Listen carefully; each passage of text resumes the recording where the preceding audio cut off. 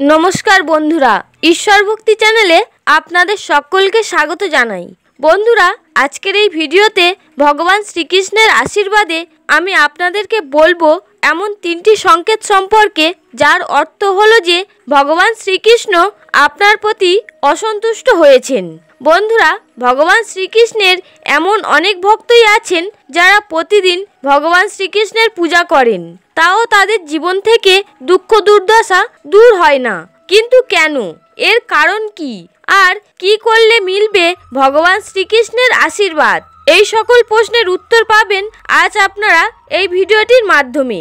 বন্ধুরা, আজকের এই ভিডিওটির মাধ্যমে আমি অনেক গুরুত্বপূর্ণ তথ্য আপনাদের সামনে প্রদান করতে চলেছি, যা পালন করতে পারলে আপনাদের জীবনে আসতে পারে সম্পূর্ণ পরিবর্তন।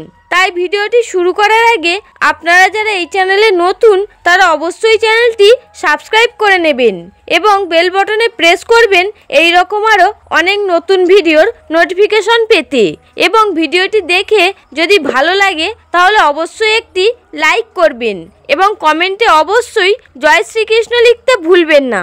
আর এই ভিডিওটি অবশ্যই শেয়ার করবেন, যাতে দুঃখ দুর্দশা পীড়িত মানুষগুলির কাছে আমার এই ভিডিওটি পৌঁছে যায় এবং তারা নিজেদের সকল দুঃখ দুর্দশা থেকে মুক্তি পেতে পারে। তাহলে আসুন আর দেরি না করে এবার শুরু করা যাক আজকের এই গুরুত্বপূর্ণ ভিডিওটি। বন্ধুরা, ভগবান শ্রীকৃষ্ণ যখন কোনো ভক্তের প্রতি উদাসীন হয়ে পড়েন, তখন তিনি সেই ভক্তের জীবনের দুঃখ কষ্টের উপরে নিজের দৃষ্টিপাত করেন না। উদাহরণস্বরূপ ধরুন, একজন ব্যক্তি ভগবান শ্রীকৃষ্ণের আরাধনা করেন, তবুও তার জীবন থেকে দুঃখ কষ্ট, আর্থিক অনটন দূর হচ্ছে না। একেই বলে ভগবান শ্রীকৃষ্ণের তার ভক্তের প্রতি উদাসীন হওয়া। তিনি ভক্তের দুঃখ কষ্ট সম্পর্কে সবই জানেন, তবু তিনি তার থেকে উদাসীন রয়েছেন। আর এর কারণ হলো জ্ঞানত বা অজ্ঞানত অবস্থায় করা আমাদের এমন কিছু ভুল কর্ম, যে কর্মফল আমাদেরকে ভোগ করতেই হবে। তবে স্বপ্নের মাধ্যমে বা বাস্তব জীবনে পাওয়া কিছু সংকেত আছে, যার মাধ্যমে এটা জানা সম্ভব যে ভগবান শ্রীকৃষ্ণ আপনার উপরে উদাসীন বা অসন্তুষ্ট রয়েছেন কিনা। তাহলে আসুন এবার আমরা জেনে নিই সেই সব সংকেতগুলো সম্পর্কে। সর্বপ্রথম সংকেত, যদি স্বপ্নে ভগবান শ্রীকৃষ্ণকে ক্রুদ্ধ রূপে দেখেন। আর যদি ভগবান শ্রীকৃষ্ণ স্বপ্নে আপনাকে ক্রুদ্ধ হয়ে কিছু বলে থাকেন, তাহলে আপনি বুঝে নেবেন ভগবান শ্রীকৃষ্ণ আপনাকে সতর্ক করছেন। তাই বন্ধুরা, যদি আপনাদের মধ্যে কেউ এমন স্বপ্ন দেখে থাকেন, তবে এই স্বপ্নটিকে কখনোই সাধারণ স্বপ্ন মনে করে ভুলে যাবেন না, কারণ এই স্বপ্নটি ভগবান শ্রীকৃষ্ণের দেওয়া একটি বিশেষ সতর্ক বার্তা। হয়তো আপনি আপনার নিজের অজান্তে এমন কোনো ভুল বা অসৎ কর্মে জড়িত হয়ে পড়েছেন, যার ফলে ভগবান শ্রীকৃষ্ণ আপনার উপরে অসন্তুষ্ট হয়েছেন এবং তিনি চাইছেন আপনি সঠিক পথে ফিরে আসুন। এবার আসি দ্বিতীয় সংকেতে। দ্বিতীয় সংকেত হলো, বন্ধুরা, যদি আপনি দেখেন প্রতিদিন সমস্ত রীতিনীতি মেনে ভগবান শ্রীকৃষ্ণের পূজা করা সত্ত্বেও, তার নাম জপ করা সত্ত্বেও আপনার জীবন থেকে দুঃখ দুর্দশা দূর হচ্ছে না, তাহলে জানবেন আপনি হয়তো এমন কোনো কর্মের সঙ্গে যুক্ত হয়ে আছেন যা কোনোভাবেই ধর্মের সঙ্গে সঙ্গতিপূর্ণ নয়। আর তাই ভগবান শ্রীকৃষ্ণ আপনার উপরে রুষ্ট হয়েছেন এবং এটি তারই একটি সংকেত। অনেক মানুষ একদিকে ধূমপান করে, অন্য মানুষদের সঙ্গে খারাপ ব্যবহার করে, অবলা জীবদের উপরে অত্যাচার করে, স্ত্রী জাতির অসম্মান করে, স্ত্রী জাতির প্রতি কুদৃষ্টি নিক্ষেপ করে, সাংসারিক জীবনে স্ত্রীর প্রতি অত্যাচার করে। আবার বৈবাহিক সম্পর্ক থাকা সত্ত্বেও স্ত্রী বা পুরুষেরা যখন একদিকে বিবাহ বহির্ভূত সম্পর্ক গড়ে তোলে আর অন্যদিকে ভগবান শ্রীকৃষ্ণের আরাধনা করে, তখন ভগবান শ্রীকৃষ্ণ সেই সকল মানুষের উপরে রুষ্ট হয়ে যান, তাদের থেকে নিজের কৃপাদৃষ্টি সরিয়ে নেন।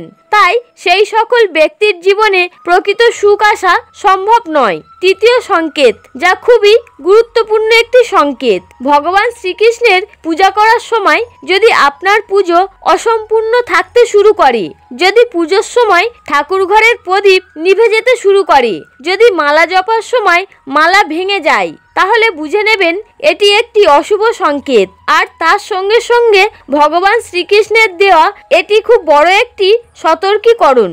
বন্ধুরা, সর্বদা একটি কথা মাথায় রাখবেন, অনিচ্ছাকৃত করা ভুল ভগবান শ্রীকৃষ্ণ ক্ষমা করে দেন, কিন্তু ইচ্ছাকৃত করা ভুল তিনি বারবার ক্ষমা করেন না।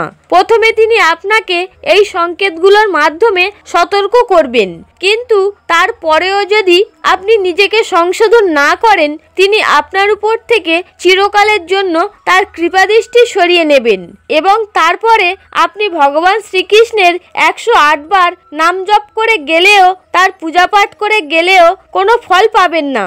আর তারপর দুর্ভাগ্যের হাত থেকে আপনি কখনোই মুক্তি পাবেন না।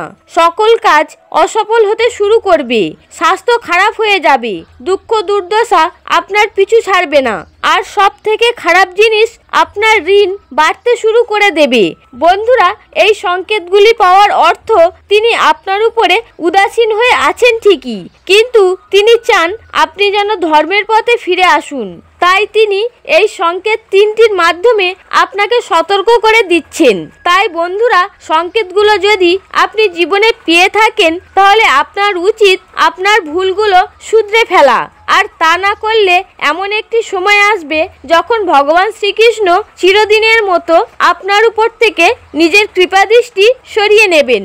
আর ভগবান শ্রীকৃষ্ণ যে ব্যক্তির উপরে উদাসীন হয়ে যান, সেই ব্যক্তির সংসার থেকে মা লক্ষ্মী চিরবিদায় নেন। তাই সেই ব্যক্তির সংসারে আর্থিক অনটন লেগেই থাকে। শনিদেবের দৃষ্টি সেই ব্যক্তির উপরে পড়ে যায়, যার ফলে সেই ব্যক্তির পরিবারে অশান্তি লেগেই থাকে। তাহলে বন্ধুরা, এবার প্রশ্ন হলো, কি করলে ভগবান শ্রীকৃষ্ণের আশীর্বাদ পাওয়া যায়? অর্থাৎ আমাদের কি করা উচিত যদি ভগবান শ্রীকৃষ্ণ আমাদের উপরে উদাসীন হয়ে থাকেন? বন্ধুরা, ভগবান শ্রীকৃষ্ণের 99% ভক্তরা এটা জানে না যে ভগবান শ্রীকৃষ্ণের প্রকৃত রূপে ভক্ত হতে গেলে আপনাকে আহারের বিষয়ে সাবধান থাকতে হবে এবং মাংস খাবার স্বয়ং সক্রিয়ভাবে বন্ধ করতে হবে, দৃষ্টিকোণ পরিবর্তন করতে হবে, লোভ লালসা বর্জন করতে হবে, মন মানসিকতার পরিবর্তন করতে হবে। অর্থাৎ সম্পূর্ণরূপে আপনাকে একজন ন্যায়পরায়ণ ব্যক্তি হয়ে উঠতে হবে। প্রথমে সকল অধর্ম ত্যাগ করে ধর্মের পথে আসতে হবে, তারপর আপনি ভগবান শ্রীকৃষ্ণের কৃপাদৃষ্টি অর্জন করতে পারবেন। আপনি যদি পবিত্র মনে প্রেমপূর্বক দিনে দুবেলা ভগবান শ্রীকৃষ্ণের পূজা করতে পারেন, যদি বিশেষ কোনো কাজে যাওয়ার আগে ভগবান শ্রীকৃষ্ণের নাম জপ করেন, সম্পূর্ণরূপে ভগবান শ্রীকৃষ্ণের শরণে যেতে পারেন, তাহলে তিনি আপনার উপরে অবশ্যই কৃপা করবেন। মানুষের জীবনে দুর্ভাগ্য আসে, ঋণের বোঝায় মানুষ জর্জরিত হয়ে যায় এবং জীবনে মানসিক অশান্তির সৃষ্টি হয়।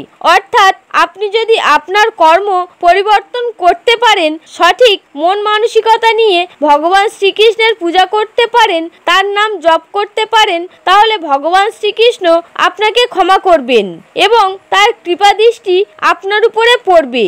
আর মন মানসিকতার পরিবর্তন করতে প্রতিদিন অন্তত একবার করে গীতা পাঠ করুন, কারণ গীতায় আমাদের সকল জীবনের উদ্ধার করার জন্য ভগবান শ্রীকৃষ্ণ স্বয়ং রাস্তা দেখিয়েছেন। তাই গীতা পাঠ করলে আপনার অজান্তেই আপনার মধ্যে পরিবর্তন আসবে, কর্ম পরিবর্তন হয়ে যাবে এবং আপনি ভগবান শ্রীকৃষ্ণের আশীর্বাদ লাভ করবেন।